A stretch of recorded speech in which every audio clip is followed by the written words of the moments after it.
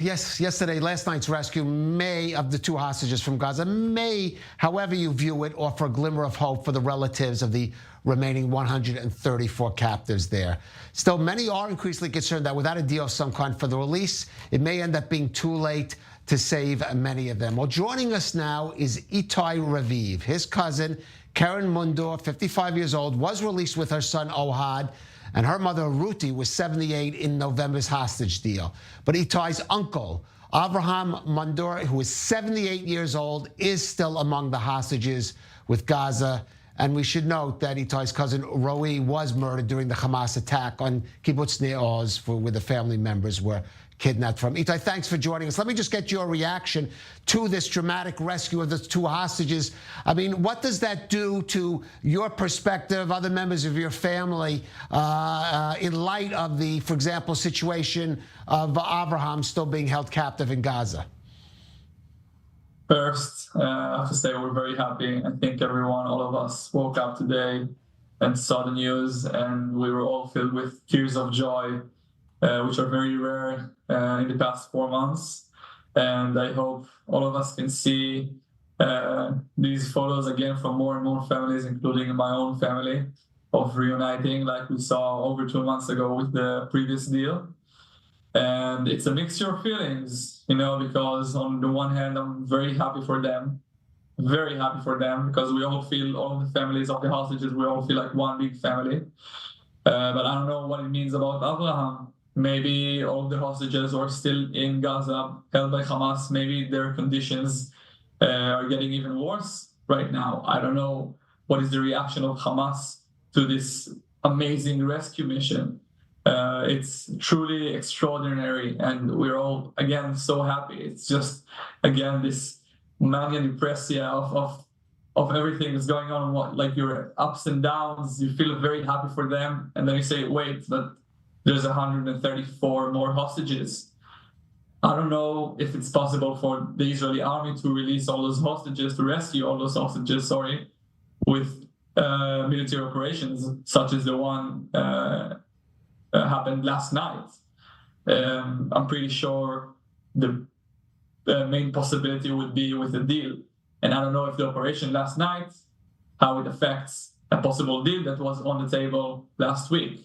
It's a mixture of feelings and thoughts that you jump from one to another. It's really difficult. Right, yeah, and sure, in fact, there are those who say that, Israel has to press more with the military operation now. We'll use that to justify this.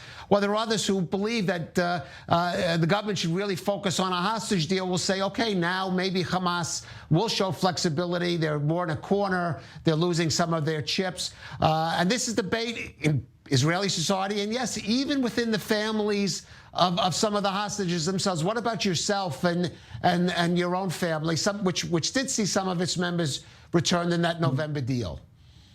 I can even elaborate on that. Even within every family, there's debates. Right. Nobody knows the correct answer. Even myself, I'm not sure what would be the right answer. Hamas is an irrational player. We don't know how they think, how they respond to things. We saw that in previous military operations to rescue hostages, there were failed attempts, and the hostages were dead, were killed, were murdered by Hamas during these operations. I think personally, and this is the main thought in my family, that the deal is necessary and we need to do it as soon as possible, because we can still see, although the good news from today, from this morning, we see that the longer it takes, more and more hostages are considered to be dead and are just dying in captivity, because we know they don't have time. Maybe their captors get nervous and then they shoot them. Maybe they don't have enough food. Maybe they're just left there to die by themselves. We really don't know what's going on with them. And from over 2 months ago, when there was the deal of the hostages released, some of them were with Abraham in captivity. And this is how we know he was alive. But we know that's correct to day 56 of the war. Well, let's talk specifically about your uncle Abraham, because 78, not even the oldest of the hostages remaining. I believe one is 86, but 79 already, actually. Right. What?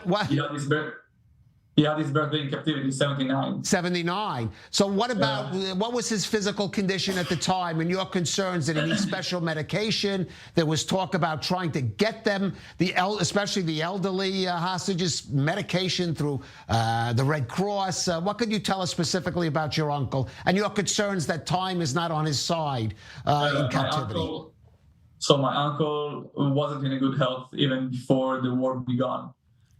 He walks with a cane because he has some balance issues. He has a vision issue. You can see it in his photos on the screen. He needs to take medications daily. Again, he's 79. He's not very healthy, and so we're very concerned for him. Even in the beginning, we know that now, thanks to Keren, Ruti, and Ohad, they were released. They told us that on the day of the attack, he had fallen down on the ground, and they thought that the terrorists had murdered him.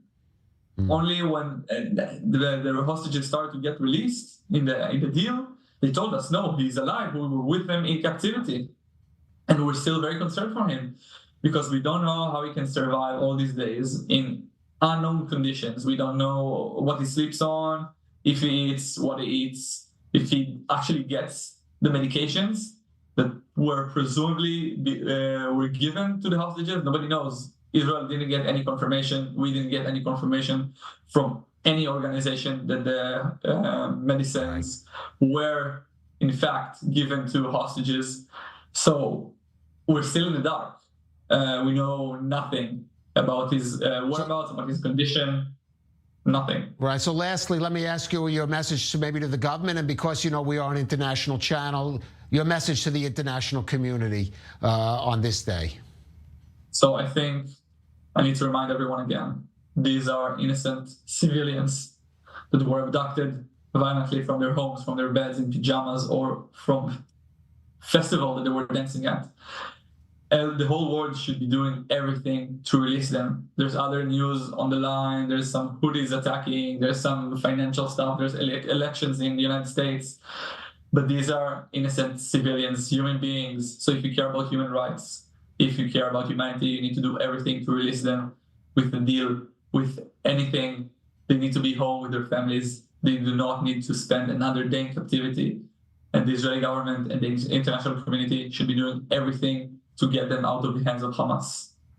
All right, Itay, of course, we wish those of your family members who were released, we wish them continued refuah shlema, recovery from their ordeal.